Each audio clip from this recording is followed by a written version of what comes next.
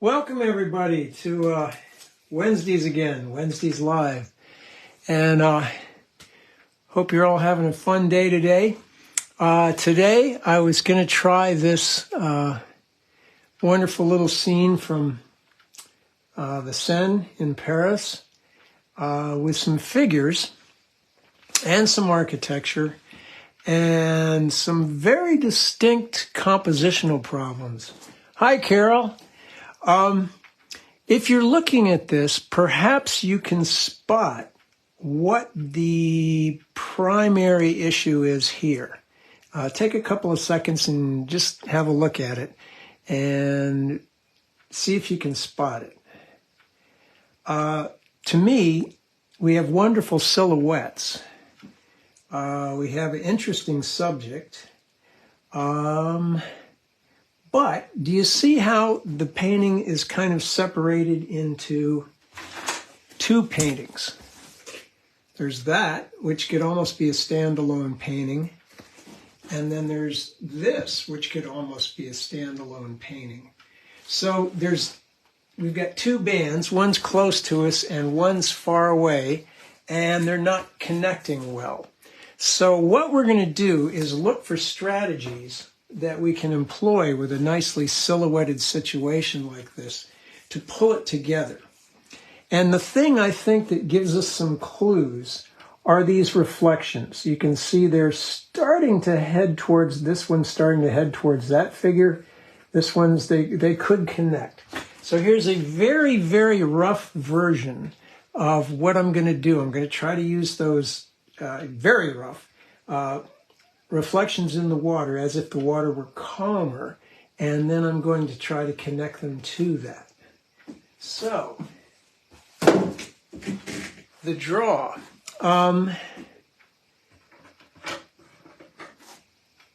We've got a strong vertical here. Hi, Ann. Hello. And that's about a little less than a third, maybe not quite a quarter, so I'm just going to make a mark. Rough to indicate so that I know where that is. Hi, Jan. This is going to be definitely in the not quite half, but more than third mark, but it also does that. So it's more or less the water line I'm looking for, which continues through there. And then I'm going to make a line down there. Hello, Kimberly.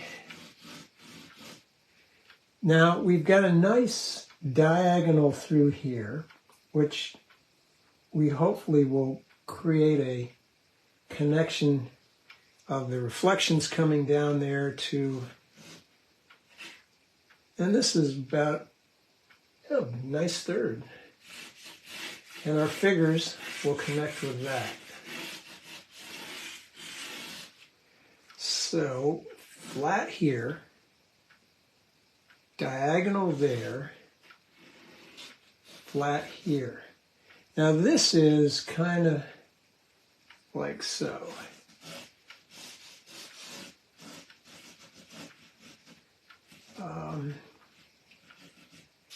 The Institut de France. When I do hi Cindy. When I do a domed building, I usually do the sides past where the dome starts, find the center line, and then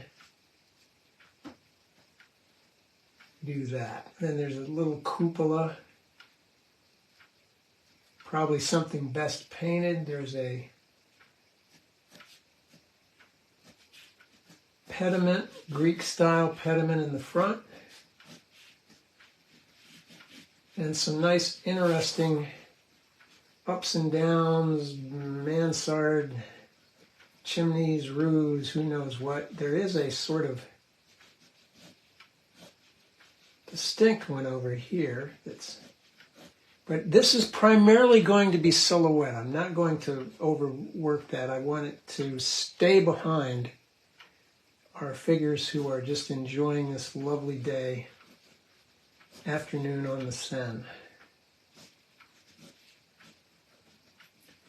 Now look what I've done. I've kind of placed this building midway, which it is. So I think what I'm going to do is I'm going to get a little more mileage out of this length. So I'm going to go short, long, short. It's as though, well, maybe I'm going to make it as though I were standing further this way. Short, medium, and then long. Intervals like that are very important. You want to make sure that they're somewhat irregular. Going to indicate the ribbing on that, perhaps the upper windows.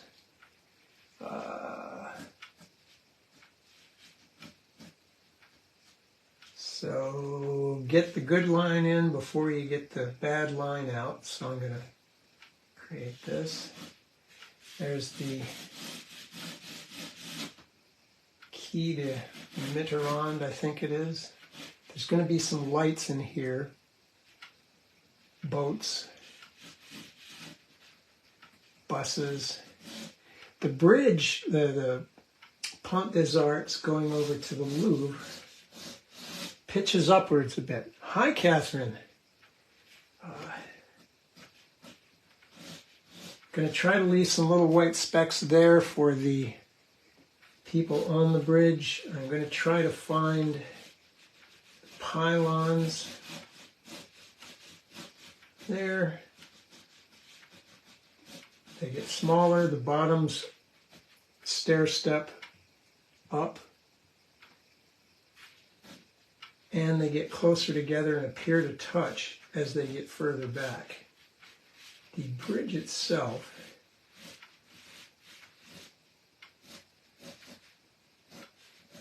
is going to need to come over there, isn't it? It's going to need to come over there.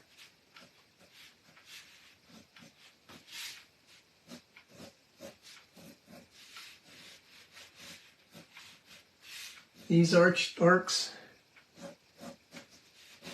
if I'm not mistaken, this is the one that everybody used to put the locks on. The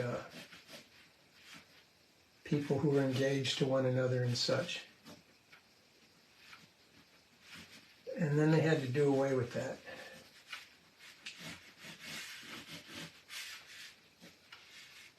Bottoms, bottoms, bottoms.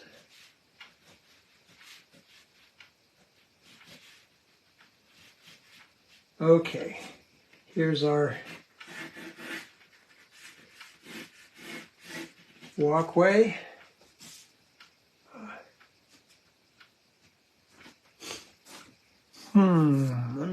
While I'm looking at this, I'm going to sharpen my lead.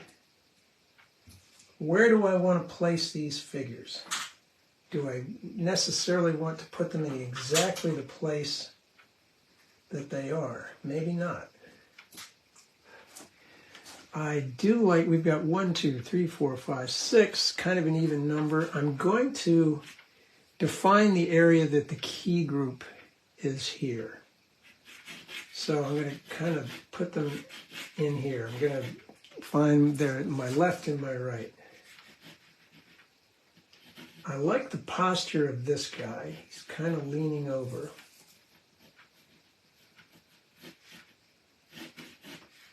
Creating a sort of a bell shape with his shirt.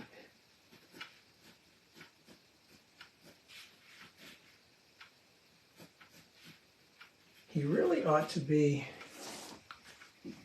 let's see, Nelia, hello. Goodness.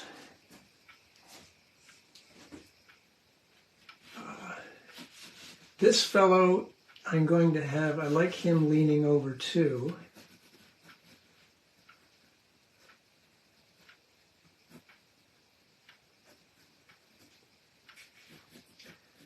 I am going to make this couple touch.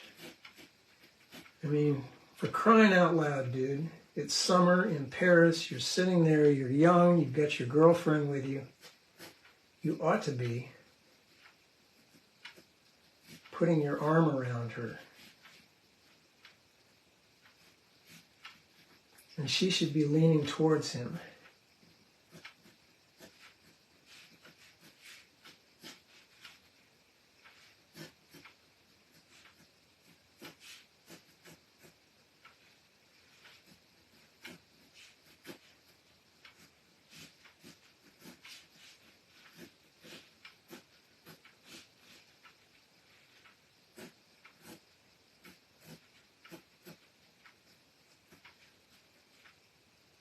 have a blanket or something here.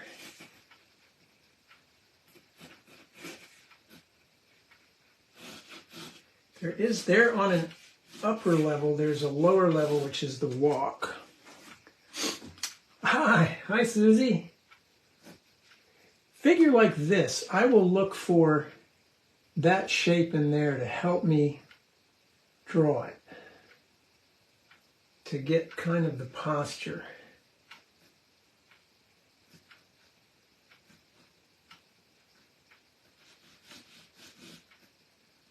I like his knee and his foot.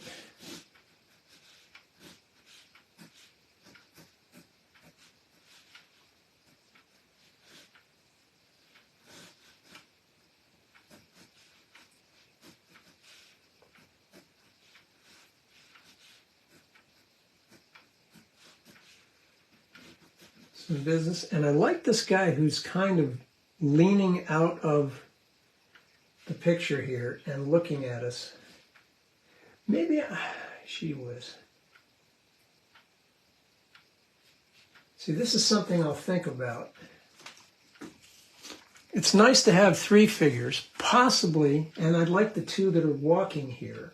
And the fact that they're smaller and their heads are lower is informing us. So her upper torso is something of a triangle with an arm coming out. Then she's her skirt.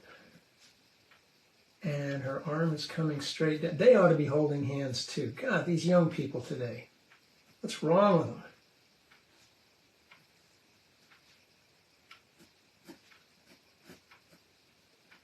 I want to make them touch a little bit more to create a third group. Hi, Becky.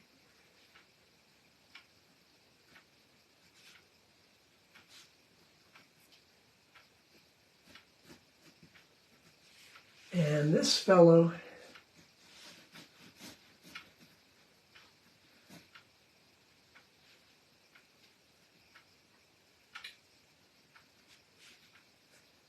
I have him looking at us.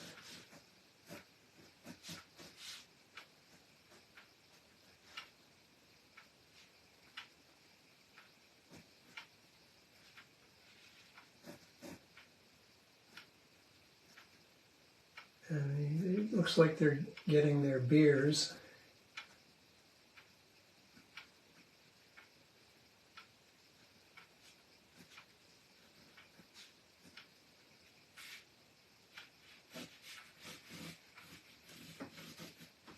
Okay.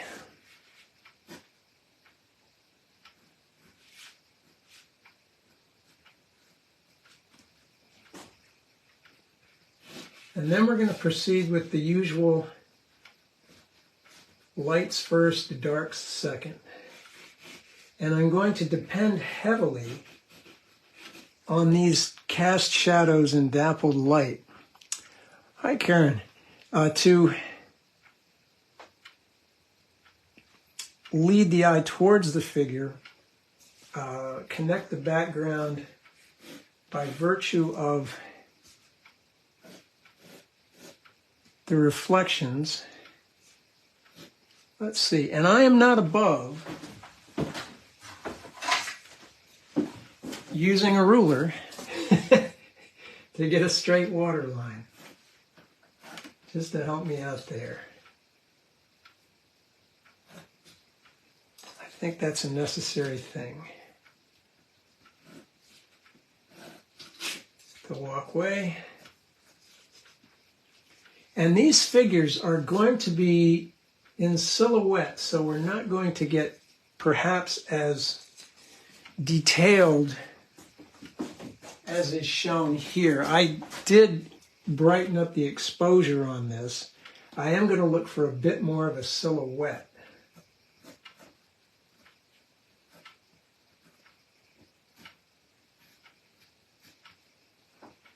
So let's see. The first thing we're going to do is we're going to figure out sky plane, ground plane, and the vertical things, the buildings, the trees.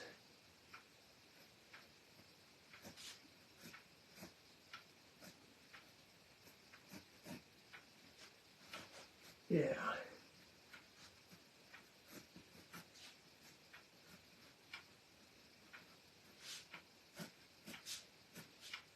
Make sure everybody's well seated.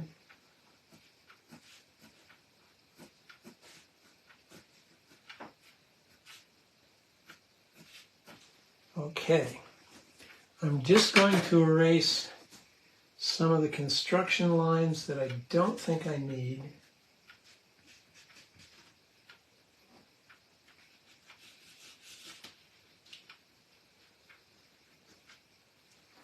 And these shadows, I'm going to paint that in and hopefully get them look somewhat organic. So, to plan the washes, I'm seeing the sky as pretty light. I'm seeing the dappled sunlight in the walkway being lighter still. There are some little highlights on top of here and there. But so that they don't stick out from the background and the foreground stays in the foreground, I am going to run the sky color all the way down through that and make those light bits back there the same value as the sky. Little things like the lighting and the people on the bridge, I am going to probably execute them with gouache, little white specks. Same thing with these bits of the roof that show light, that I'm going to leave the sky color behind. Same on the dome. Domes, plural. Bring the darker blue of the water down from here. So I'll go to a light wash to a medium wash and right through the figures except for where the light is hitting that fellow's shirt. And then I'm going to stop right here at the walkway. I think that will be good. And then I'm going to go to a light ochre umber kind of color. So big brush, lots of water. First thing, let's execute the ochre wash because it's the lightest of the colors. A little bit of, you could also go raw umber on this. I'm going for the warmer color simply to keep it in the foreground.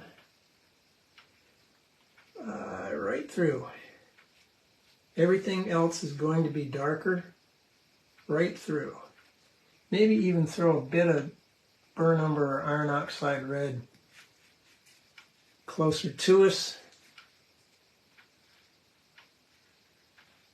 Okay, we've got that accomplished. Our first sky color, I'm going to go with a green bias blue here. Devin, hello. The cerulean. Maybe I'll even put a little bit of turquoise in it. And then you'll notice that it's a little darker at top and a little lighter towards the tops of the buildings. It's also a little darker over here and a little lighter over there.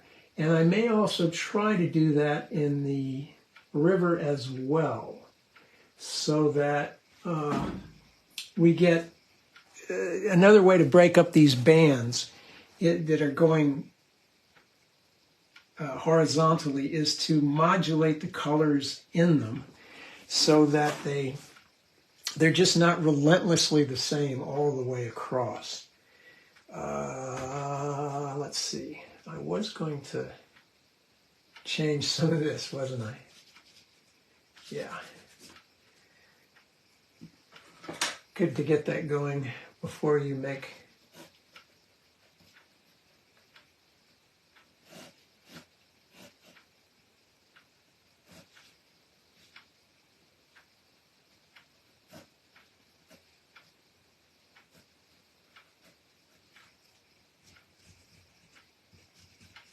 what else was I? Oh yeah, let's see. They're dark. This needs to be a little darker. What else was I going to? Oh yes.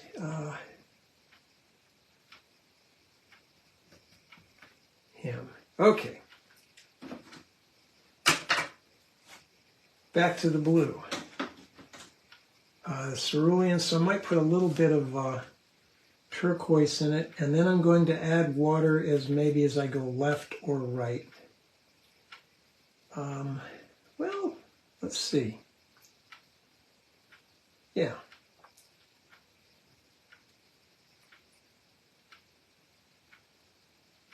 Let's get the, oh, that's too green. Back to the turquoise and the cerulean. Lots of water, because we can make that darker. We can begin mixing that darker as we get down here. Okay.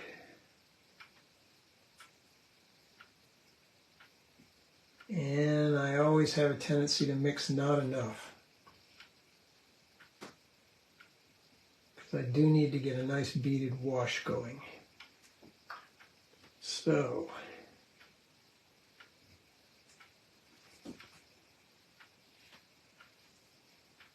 keep my bead up there. Maybe I'll put a little more water at this end. Add water.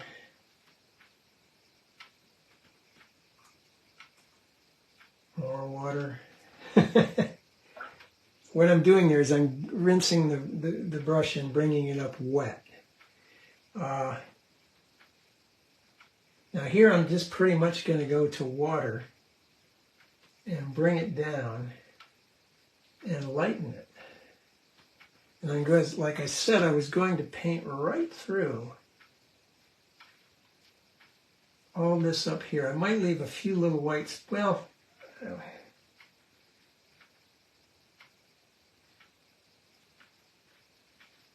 yeah, the buses, all those things, they are actually going to be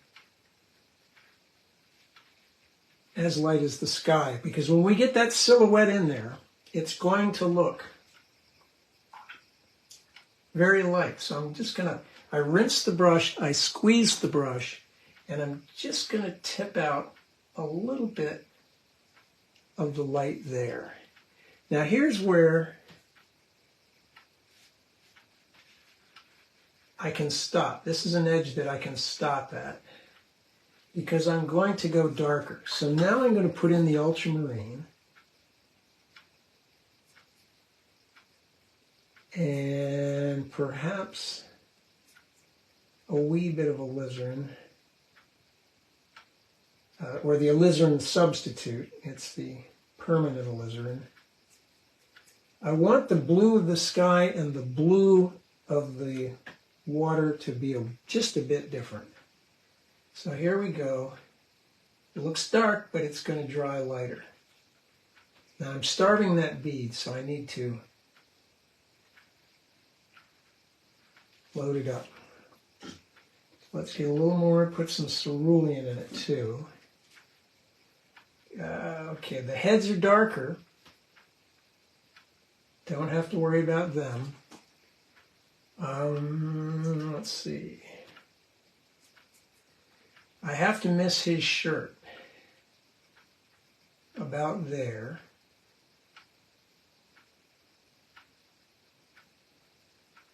Keep that bead wet. I can go right through these figures.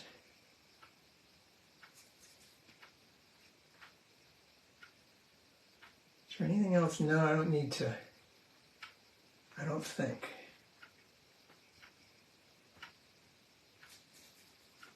Let's put a little turquoise in it.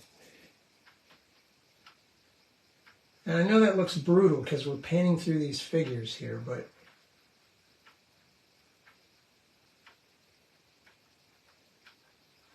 it's going to dry lighter, and we're going to paint them darker. So I might even put a little bit of umber or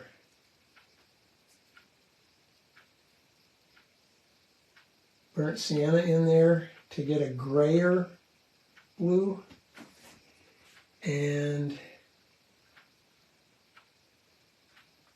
I'm going to execute some of my shadows here.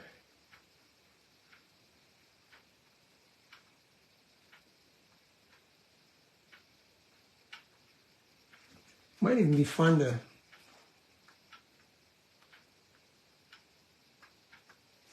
see if we can work out of that.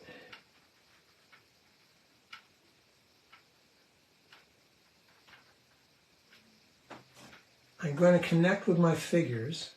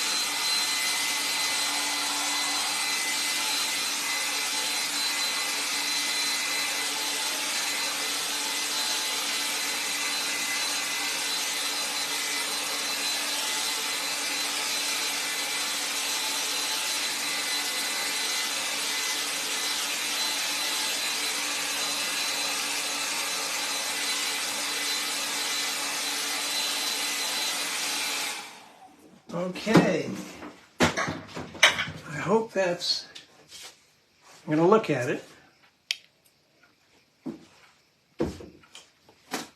Now at this point, I don't think I want a wash brush like this. I think what I'm going to need is something like a big, stiffer haired brush like the Oriental or the Nylon.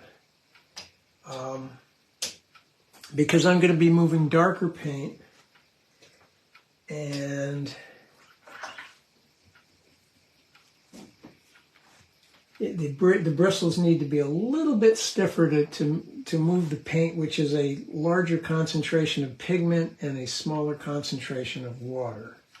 So I'm looking at this silhouette back here, and it seems to be a combination of blues and browns, and the green occasionally appearing for the trees over there on the other bank. We do have that will be coming in. These are going to be darker and perhaps more colorful areas. I think what I could do right now, while I'm contemplating that, I could get some burnt umber and some burnt sienna, and maybe some raw umber, and I could tint the flesh areas. Flesh in shadow is usually relatively dark.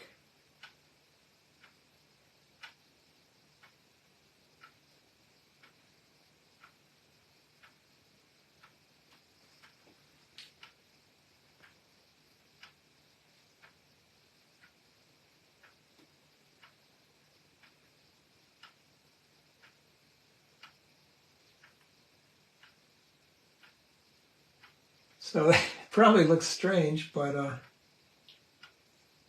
for now that's going to have to do. Browns and blues. Well, I have something kind of like that here. So the ultramarine,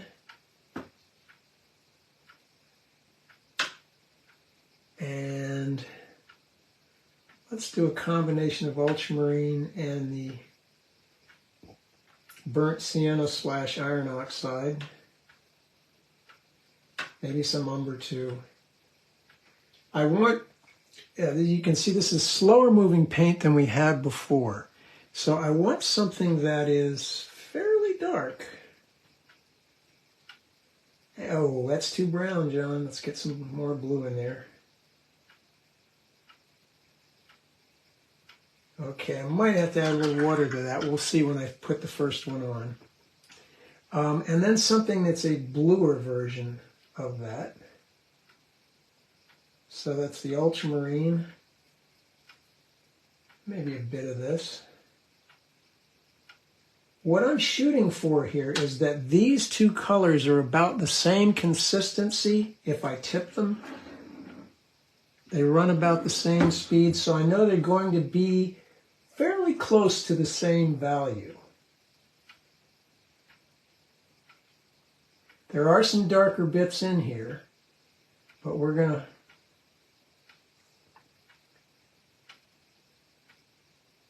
work into them while it's still a bit moist.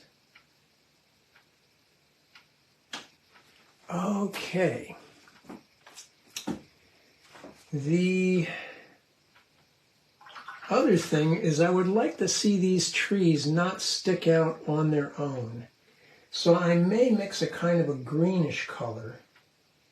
I'm going to use the ultramarine. Again, roughly the same value, but let's get some raw umber and some yellow ochre. See if that goes greenish enough. If not, we'll just get a bit of yellow in there. There we go. So roughly the same consistency, hoping that we get roughly the same value. And of course, I want to rinse that brush, squeeze it out, get some of this, and get a dry brush effect. Maybe even a little bit more of the yellow color, because at the top of the tree, more sunlight is hitting it. The sunlight is coming in over our right shoulder. Now we're going to get to a little bluer, greener part where it's shady.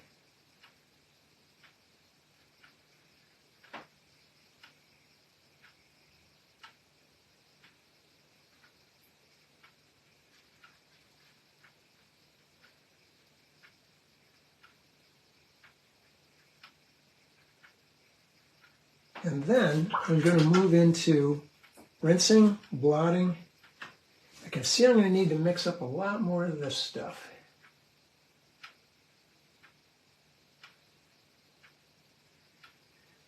Alternate with some of the blue. Might leave a light spot for that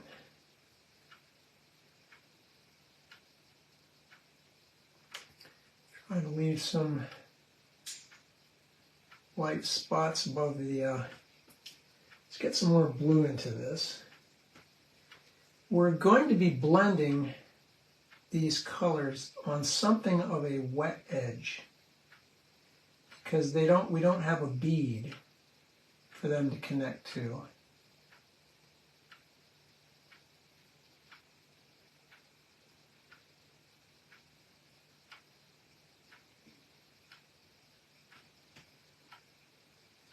That's the bluer color, now the browner color coming down out of that. Might even put a little bit of that on the top too.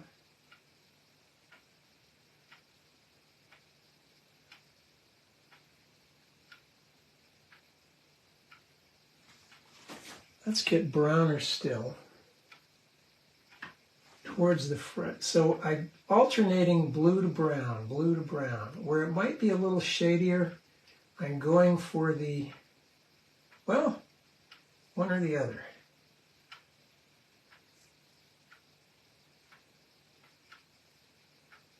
Oh, hi, Lori. Oh, well, thank you for the recommendation there. Now, let's get a little more blue. I'll just put, modify your blues. The thing that we need to keep constant is the value and the consistency of the paint. So you could go from one blue to another. And kind of have fun with it. So maybe even just let's get some lavender or some blue. As long as that consistency is about the same, our value will remain constant, which is appropriate for a silhouette. There are some lighter colored buildings back there. I'll maybe just go into some creamy lavender. Hi, Lori.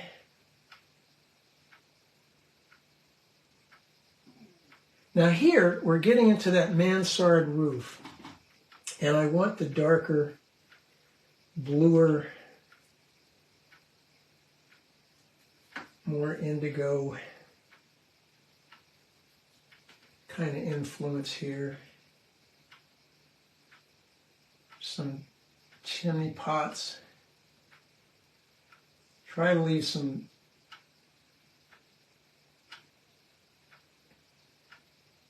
so you can see that sky color looks very light. We don't have to go all the way white on that. And because this paint is thick, I can touch it into other areas and not get a blossom. If it was too runny, it would push the paint out of the way. In other words, if there's too much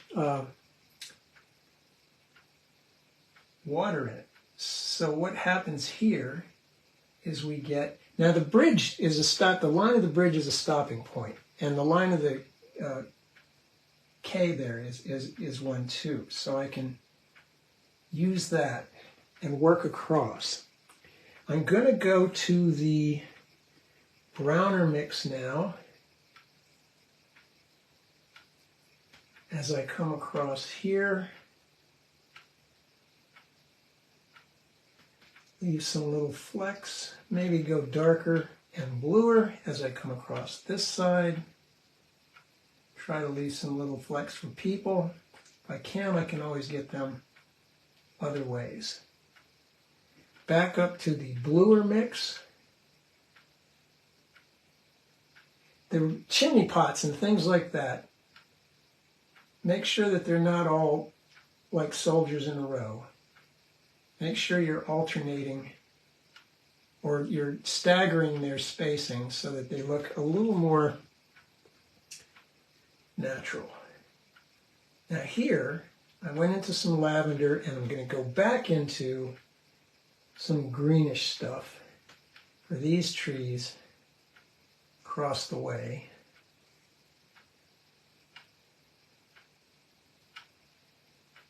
Might even do, we need, that could be darker over here.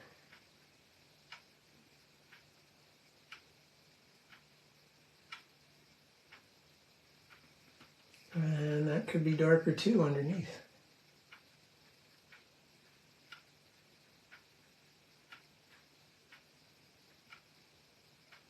And let's see, I'm waiting for the glisten to go off on these areas here so I can stab in some strong darks where I think I'm seeing them. Don't let buildings and architecture intimidate you. It's all horizontals and verticals with the occasional triangle or dome shape.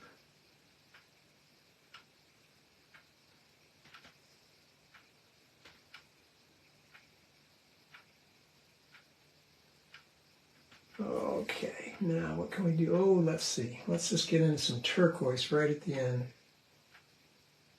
to send us away into the faraway areas. Before I start in on the bridge and the area down here, I'm going to look for places I could get a serious dark going, so stiffer ultramarine, burn umber.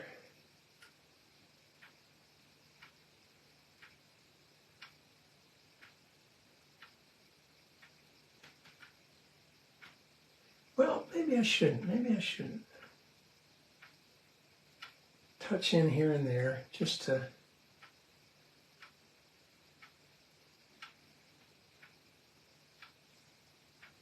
connecting darks. I'm trying not to have dark spots everywhere. I'm trying to connect them.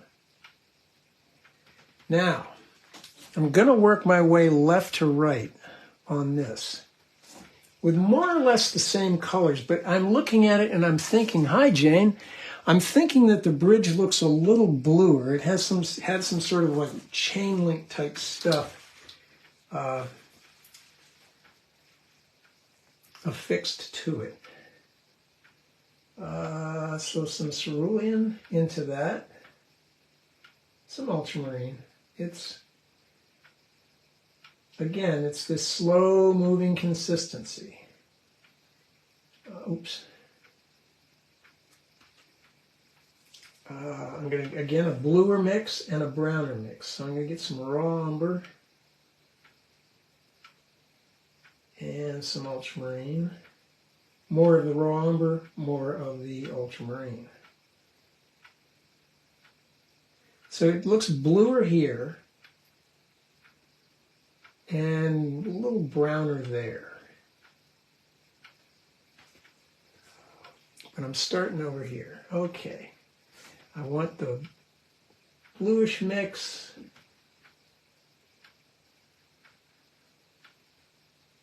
Some little skips.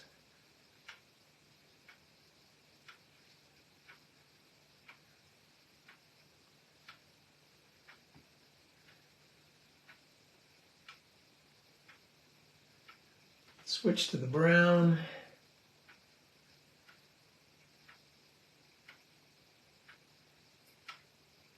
Stairwell coming down there. That I'm going to need to do in the brown. More raw umber.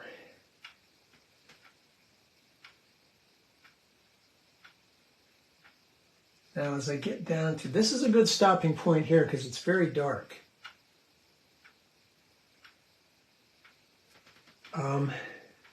Ultramarine, raw umber, and this is pretty creamy, stiff paint. I'm looking for something almost blackish, and there's the bottoms of the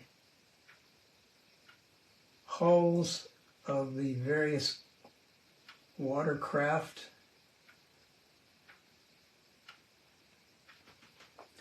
Let's get some more raw umber straight up in there.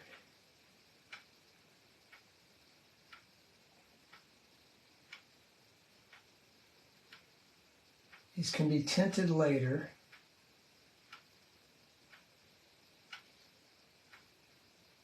Now I'm getting on to the bridge.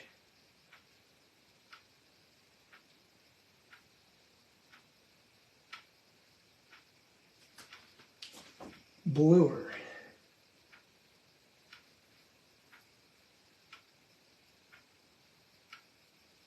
Top edge is very dark. I'm just going to get some raw umber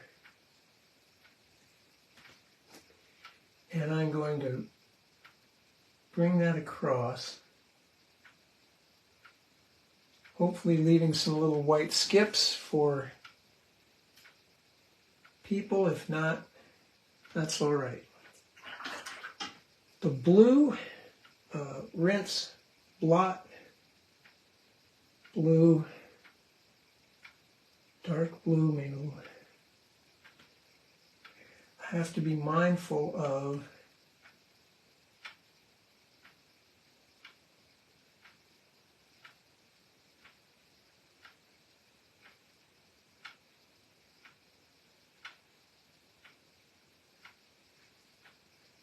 even get some lavender in there.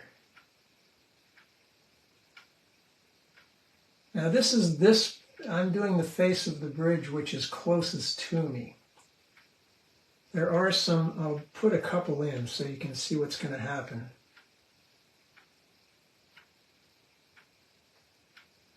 Like so. And then we're going to have this dark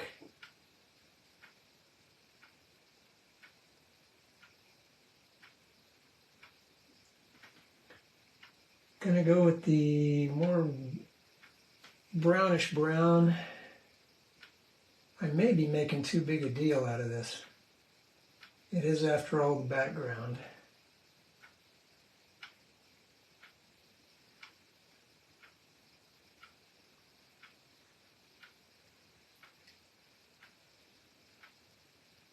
Stagger the bottoms.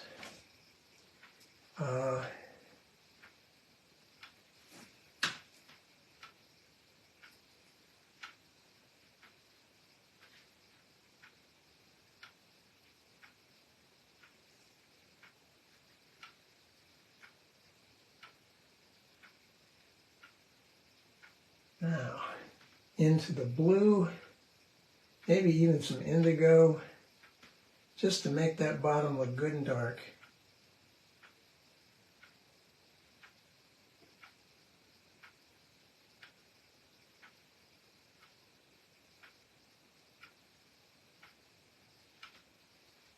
While it's wet. So it's sort of, I'm hoping for it to bleed upwards.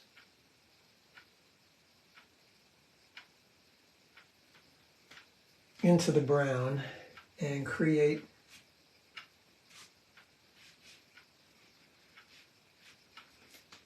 something like weathered concrete, we hope.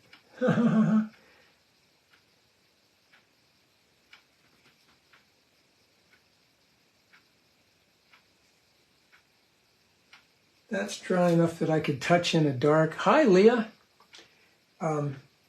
For the entrance with the columns and just some vertical lines for the columns. I don't need to paint all of them, I just need to suggest them.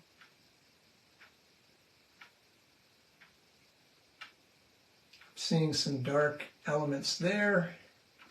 Now in here, of course, I've got some issues. Need to break up these light spots. Because back there things are happening. So I'm going to let this rest a bit. Perhaps get into some of the brown and play up here. Horizontals and verticals. Tint, tint.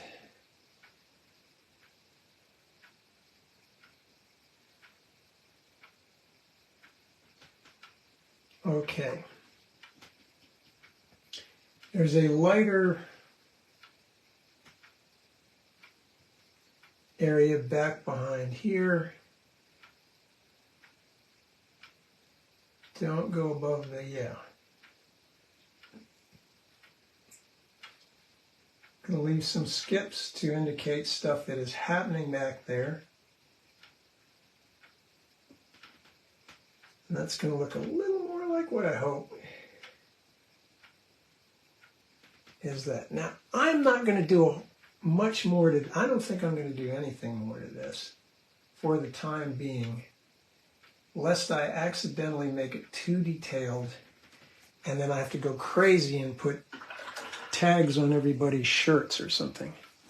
So while that's sitting and drying, I could perhaps, because this is farther away, I could tip in some slightly darker colors to indicate that, okay, that's enough. Quit fooling with it, John, quit fooling with it.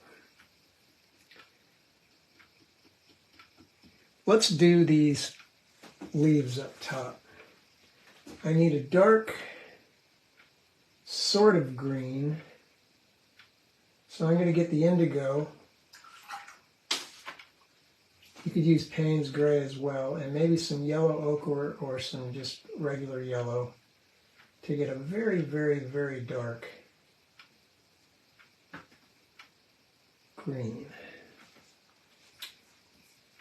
And I think what I'll do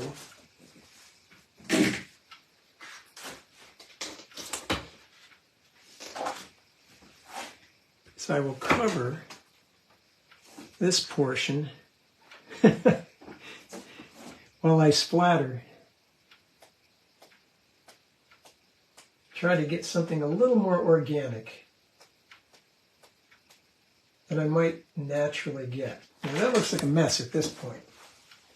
So what I'm going to do is smear them a bit and then work into that.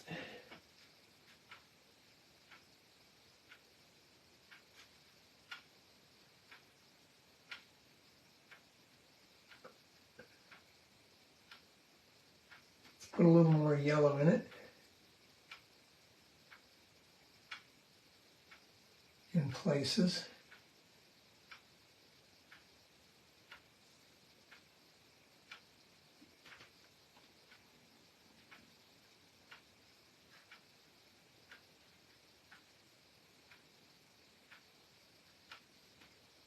Bit more yellow.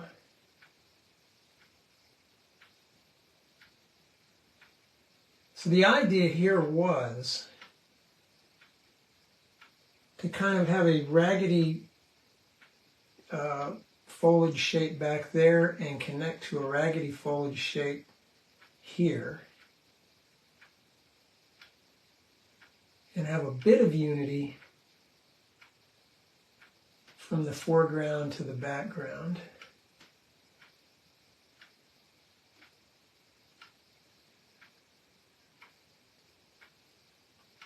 With these shapes being bigger and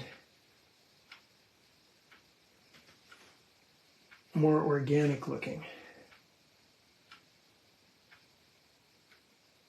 Not geometric.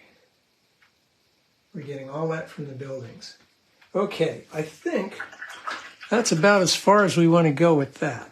Maybe just maybe we'll touch in some deep, richer blue, like the Prussian, for the shady part.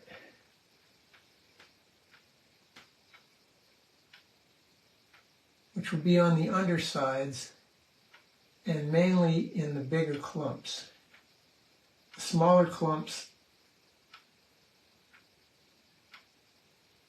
are going to have light blasting through them. Okay, this looks stiff, I know, but when we put in the reflections leading down to our figures, that will help us a lot, we hope. Always a lot of hoping going on in watercolor. Some browns. Some deep browns. She's blonde, but I'm going to... She's also in shadow.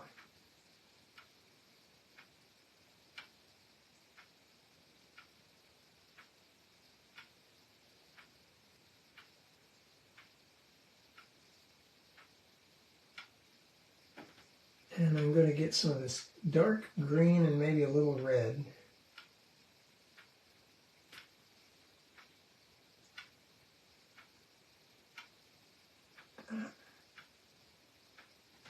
And green and red, in this case the alizarin, makes a wonderful deep dark brown. So here comes his hair.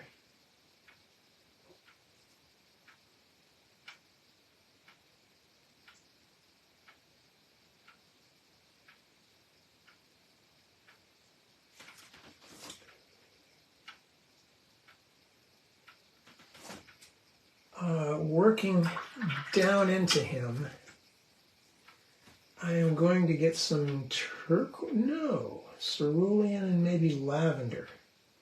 Let's wipe out a spot where we can put that.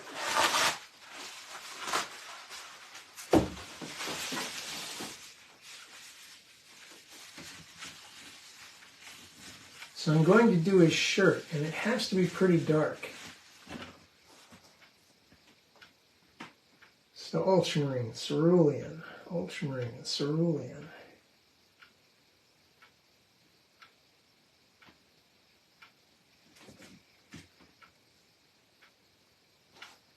Put a little umber in that. Let's dirty it up.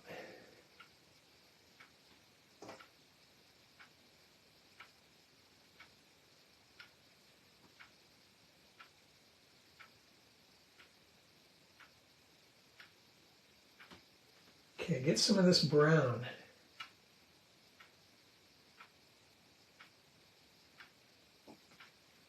of this brown that we made out of the red and the green.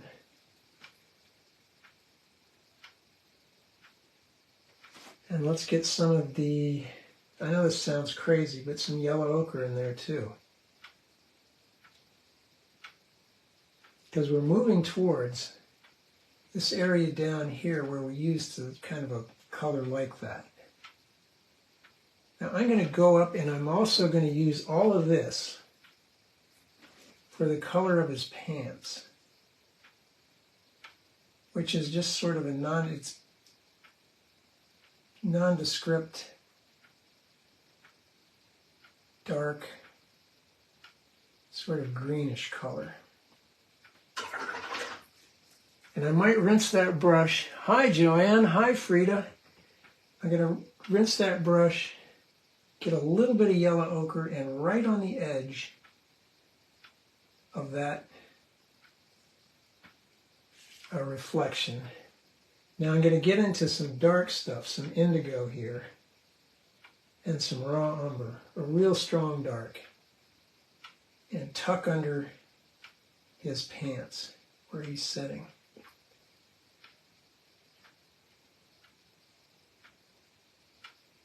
Some other dark business over here. I have no idea what it is. It looks like a book bag or something. They might be students from over there. Who knows?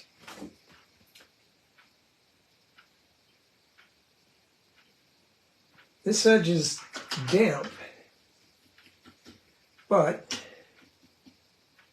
let's put a little bit of some deep red in it. I'm going to get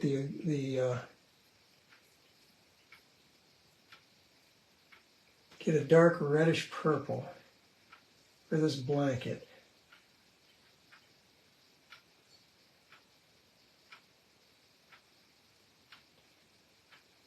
And bring it over under her backside there. And then I'm going to work down to her with a slightly less light. I'm going to put some lavender in there, maybe a little bit of this too.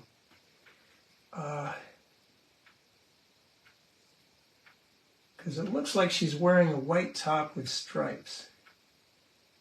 So a white thing in shadow is typically very bluish. So I'm going to come down to some dull purple here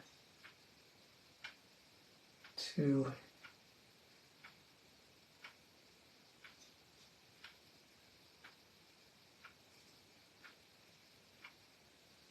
top, now into the indigo. See, its values are more important than the hues here. We just need to merge them with the shadows of what's down there.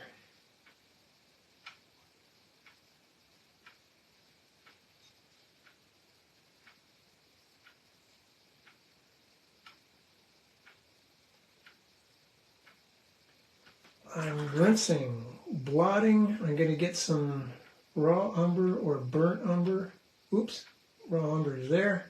From here, I'm just going to pull her leg over. They're a young couple. They should be close. And a little bit of shade underneath his arm.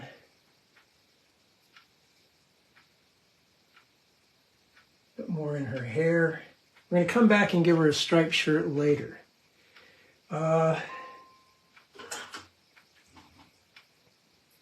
This blue. Okay.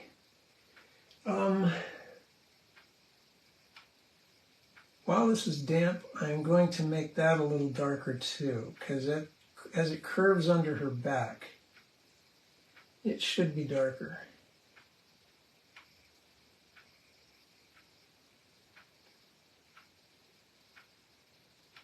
Okay, now, this fellow, also a pale blue shirt, which, well, it's probably white, and there's a little bit of light on it. Not as much as this fellow. So I'm going to use lavender.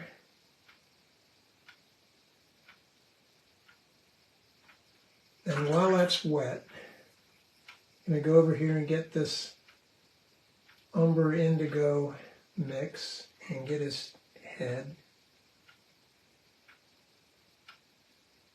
Let that melt a little bit. Under his shirt there, arm, coming down the back. I'm going to mix those two together.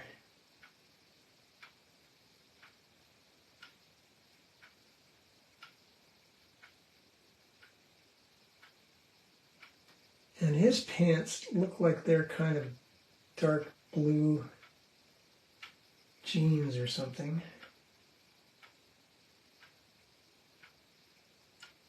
Leaning on his knee, underneath the pants to the shirt.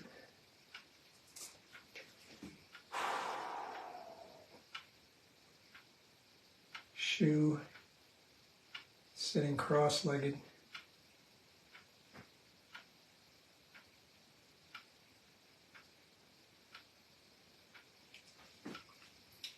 There's some kind of blanket behind them too. I'm going to stick with the dark red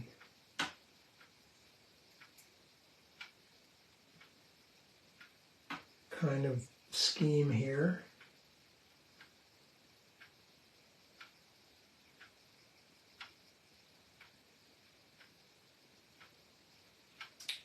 Now,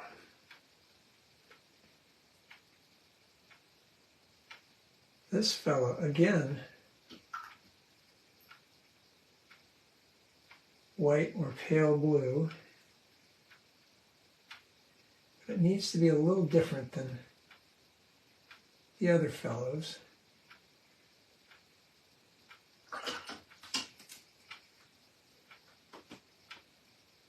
Indigo and umber, very dark, coming underneath here in the shade. There's some kind of business over there, we don't know what it is.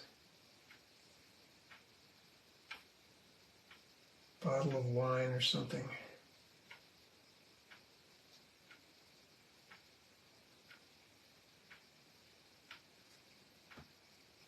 Our dark red again.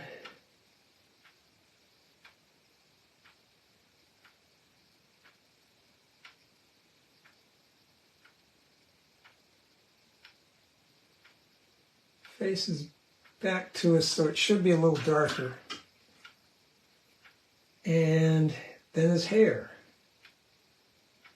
Very dark, indigo and umber.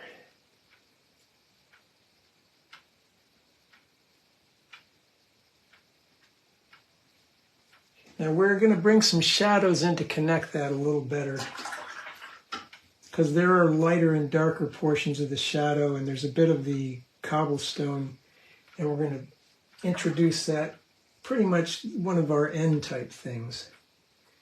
I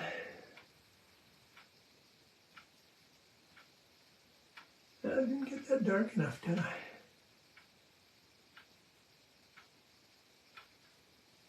Now,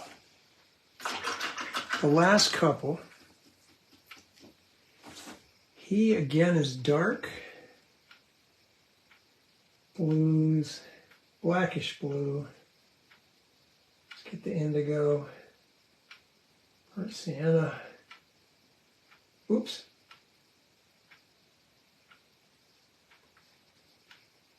Hair, shirt.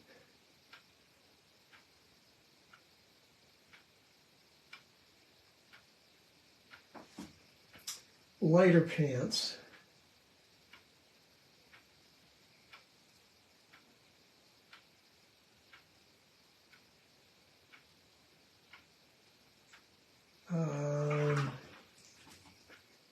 Face, sienna. Her arms, I forgot her arms.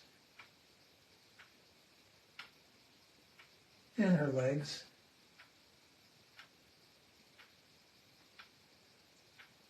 And then I'm going to do her dress, which, whew, everybody's got blues on today, for that day. So I'm putting some turquoise in there.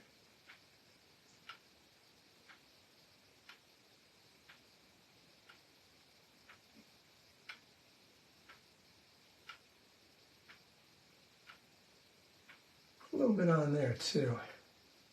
And you don't, I like that color.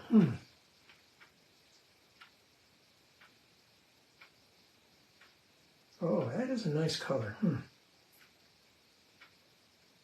It looks like a shade color. And I forgot her hair. She had lovely dark hair. Let's put some brownishness in it.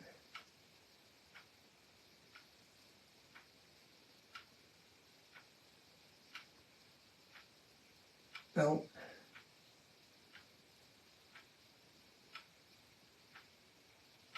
Now that's pretty much where the sidewalk ends, as we say. Daggone it. That is not working. I'm just going to turquoise him. When stuff doesn't work, throw turquoise at it. Now, the last things are going to be the reflections, these shadows, and little bits of this and that, which we will see.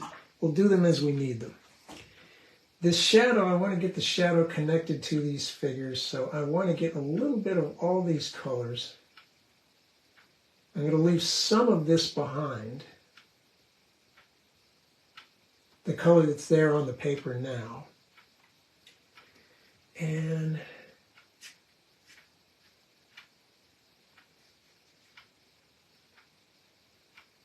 to kind of hopefully indicate the dappled light. Let's get a little bit of yellow ochre in that.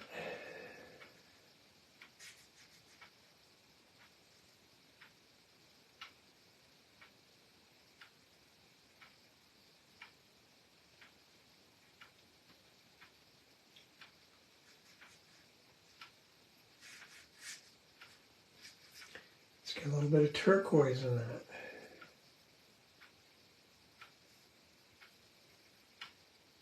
Need more water, John.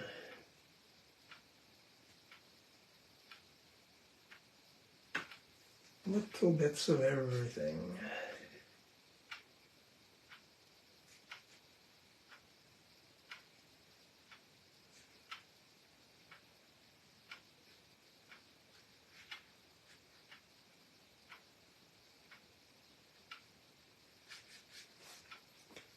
More turquoise.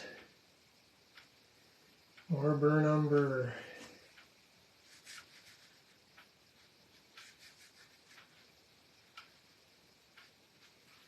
Okay.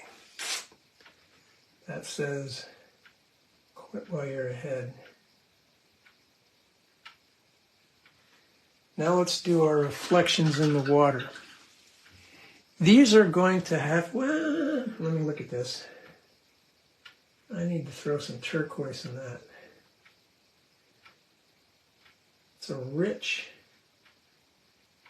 this is cobalt turquoise. It's not a turquoise made out of phthalo blue. For this, I am going to need something greenish, but dark.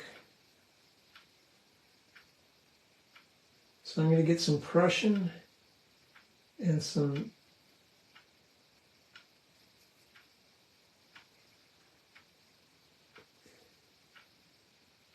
iron oxide or burnt sienna. Might even put some turquoise in it. That'll turn it a bit greener.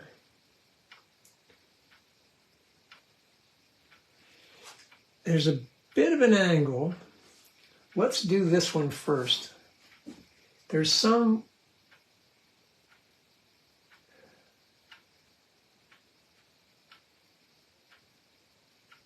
maybe a little wetter.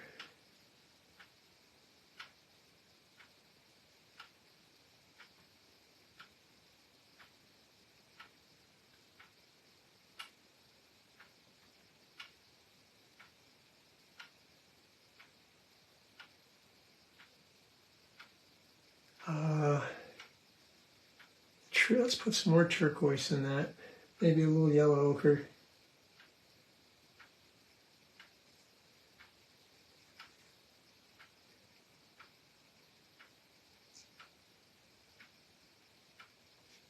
Some under these trees.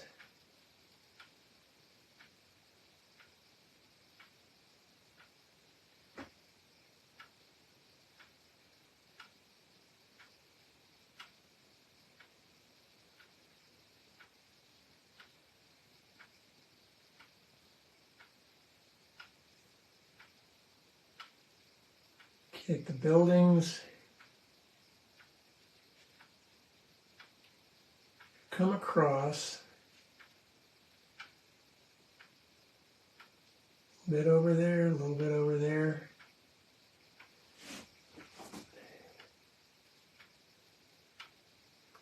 Now I'm going to connect down to these figures here. Right where it hits the pylon, it should be dark. Oop, hit his head. You can recover that. Make sure that you don't take a reflection past where the object is. At least not too much.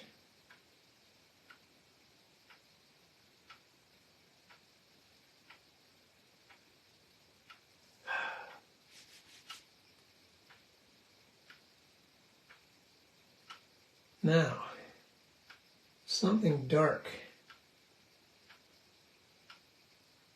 Right at the bases of the pylons and the base of the K.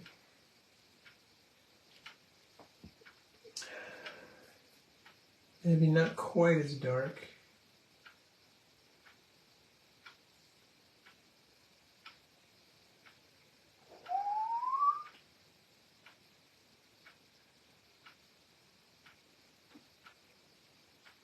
That needs to be bluer, doesn't it? Cerulean.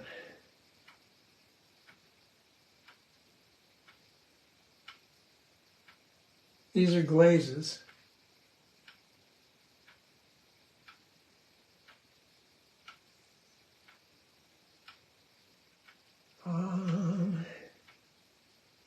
Up here any place?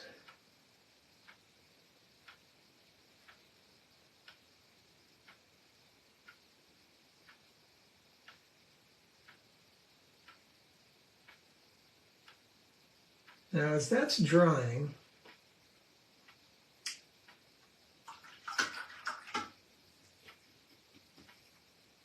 let's take this and dry it.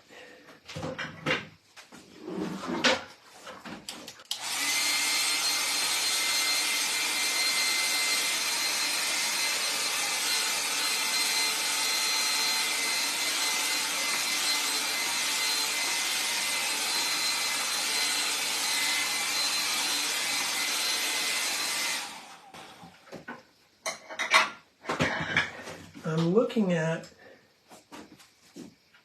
this area. These jump out too much, so we're going to glaze them with a bit of blue, maybe some lavender.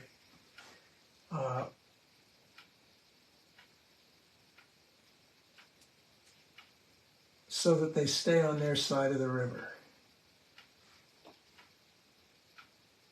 That lavender is a very nice glazing color. I'm going to glaze some of these. Leave the tops light and the sides like that.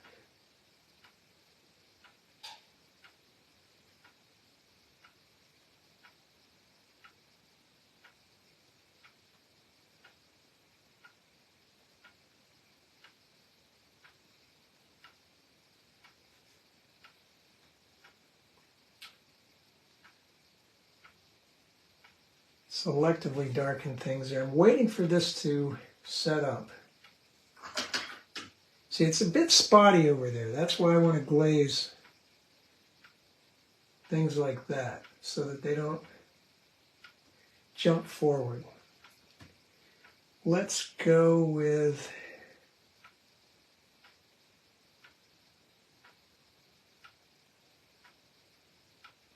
that. I'm going to get a very nondescript, very pale brownish running mix here, and I'm going to glaze the area up here so that the area down there is brighter. And then right at the water's edge, I'm going to introduce a few more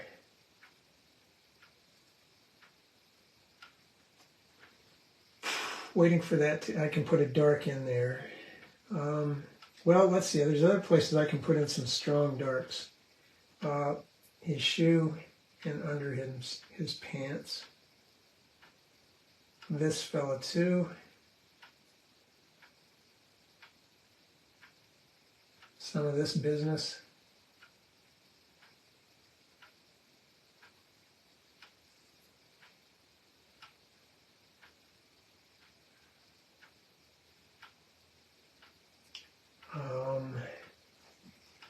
Again, under his pants too. Hers.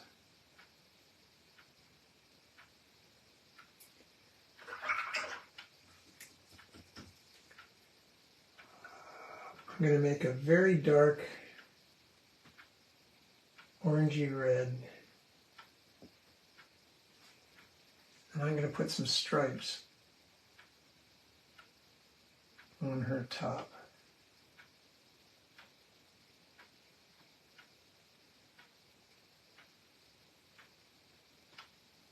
Okay. Last accent type colors. Get that pointy nylon brush. Indigo or ultramarine or any of these super darks. Maybe some browns or something. That's still damp. Oh, I need to get under the bridge here. Indicate a bit of the structure.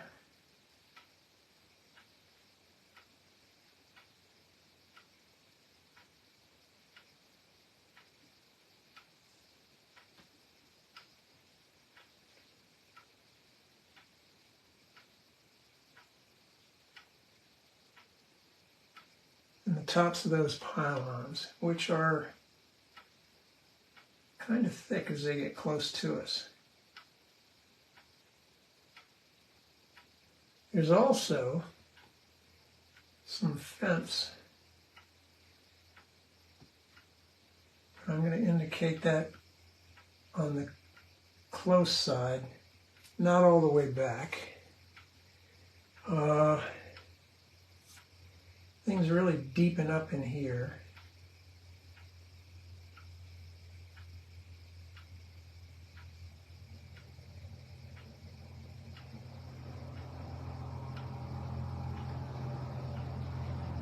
She needs to be a little darker.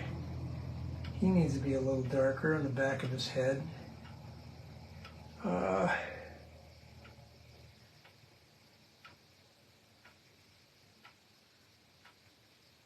Under blankets and things. One more hit on the hair dryer. Sorry about the extra noise, but we will.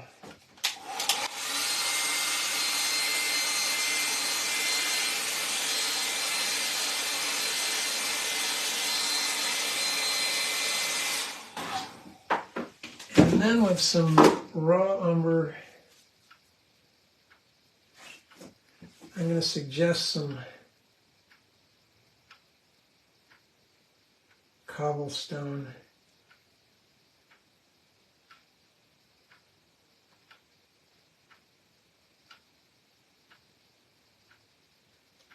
They're not straight lines, that's for sure. They're pretty well old. They have a lovely wobble to them.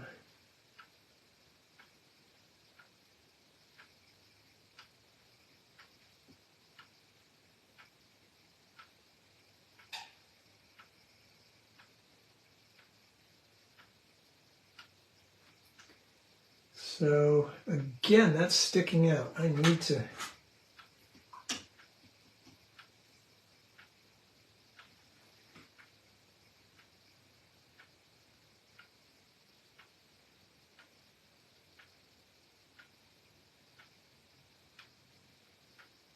keep it back there.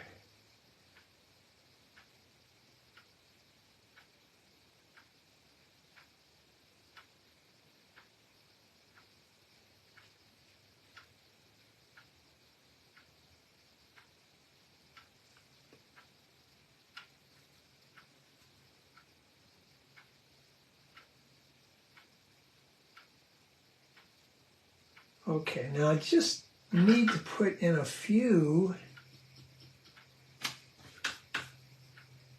of these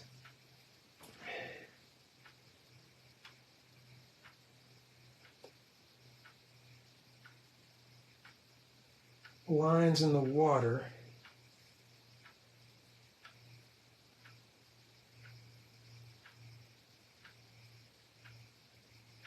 Remember to take them off the page. If you run them close to the edge, you want to take them all the way off. Don't stop them short. And they're closer together further away. Let's detape, see what we've got. Hi, Dwight. Thank you, Carol.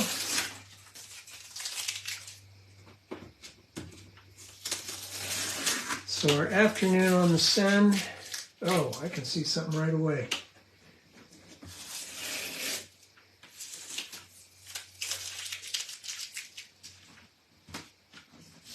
It's funny how you do that. I didn't mention it was a piece of 140-pound rough Hahnemühle, the German paper. So I think I want to put a bit of a crew neck under this fella.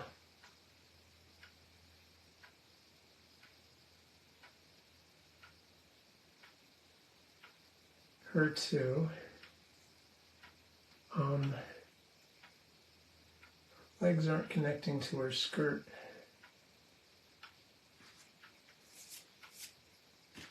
There is some on that walkway down there, very, very, very pale.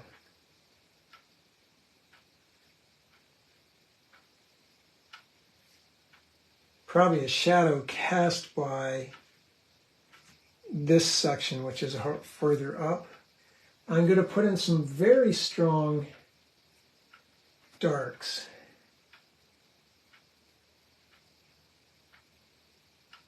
In places.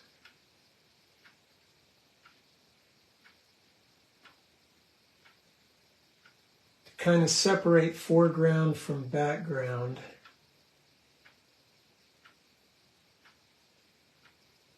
But not in a relentless fashion.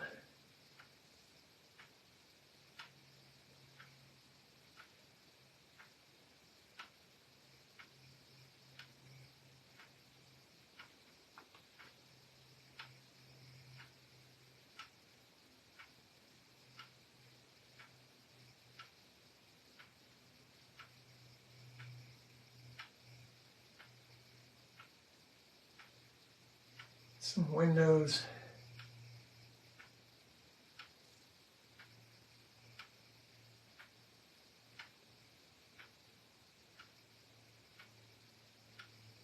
The Institute. Looks like it wants something under there.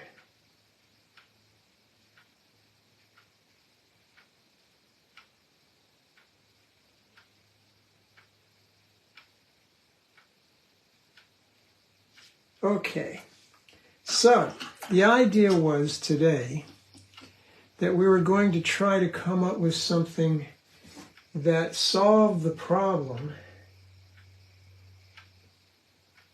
of having a background band and a foreground band that didn't unite. This one was up here and that one was down there, and we needed connectors. And the reflections were the excuse I was using to make that happen. Bring those down to touch this set of figures.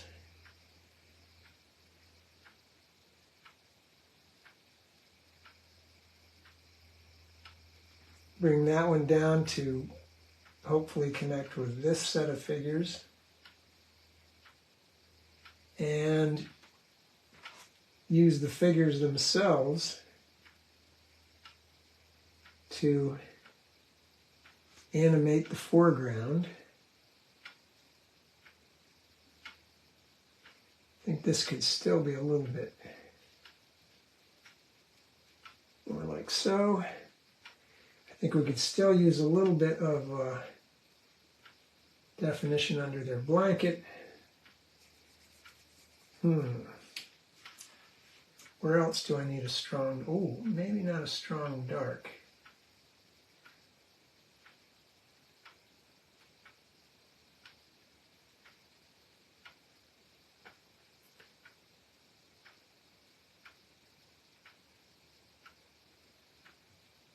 Okay, that's it. Thank you, Becky. That was the, hey boy, here you go. Keep fooling around, John. All right, that's it. It's a known building. We got to indicate some of what's going on there. Silhouetted shape, but fine connectors. Either through reflections or things that we could actually put in there. Don't be afraid of buildings. They're basically verticals and horizontals. I'm going to squeeze into the thing here, and I'm going to put some people. A mast of a boat, mast of another boat. Anything that says harbor. I'm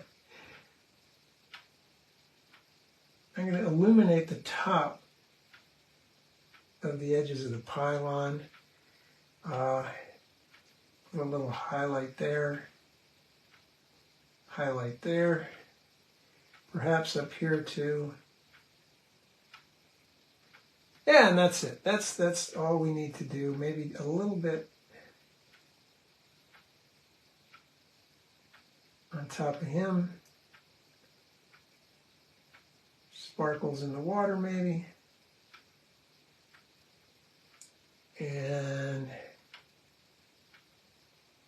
a bus.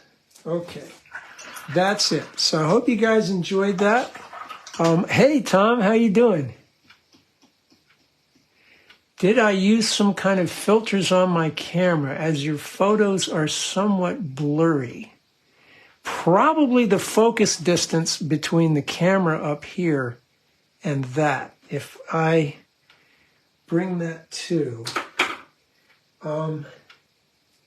it's, as I'm looking at it on the iPad, it is pretty sharp, but it may be aimed, the camera is over here and it's probably doing this rather than getting that. But to me, I do like a blurry photo because it keeps me from getting too crazy, which I pretty much almost did and am doing. Look at this. This is terrible. I shouldn't do this.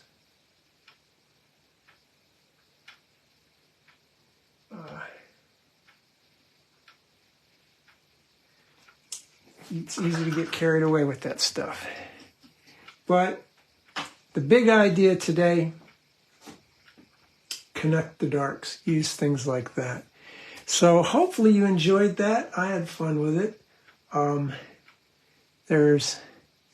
thank you, Jan. Paris is a beautiful place. You almost can't go wrong with the scenery there. There's always something, whichever way you turn. And erase some of our pencil work. And hope that looks good. So thank you all for tuning in. Spring is here. Get out if you can.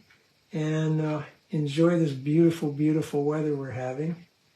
And start the plein air season up in earnest again. So stay safe, stay sane. Bye-bye.